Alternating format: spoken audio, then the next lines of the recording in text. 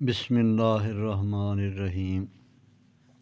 नबी अल्लाह दे नेक बंदिओ, एक नुस्खा है अल्हम्दुलिल्लाह बड़ा कीमती है तो बड़ा ही पायदार है ते देसी नुस्खा है जी। इस दे फायदे ये ने बे औलाद वास्ते भी बेहतरीन, जरासीमां वास्ते भी बेहतरीन ते बाकी तांत वगैरह जिन्नियां भी मर्जां मसाने दियां ये सारियां वास्ते यह एक लोहे वर्गा नुस्खा है।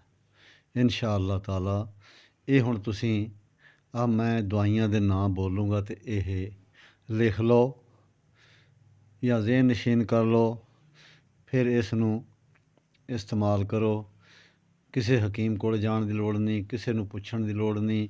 इंशाअल्लाह ताला अल्लाह ताला तुहाड़ियां सब दियां मुरादां ते आसां पूरियां कर देगा।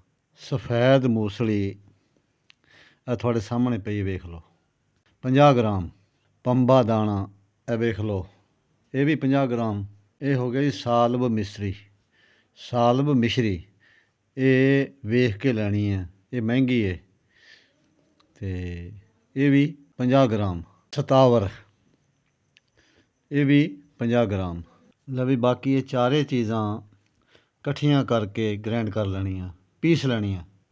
उस तो बाद जिहड़े बंदे नूं शूगर आ वो इहदे विच ना पावे, लेकिन 100 ग्राम मिश्री लैके इहदे विच पा सकदा कि खाण दे विच आसानी हो जाएगी।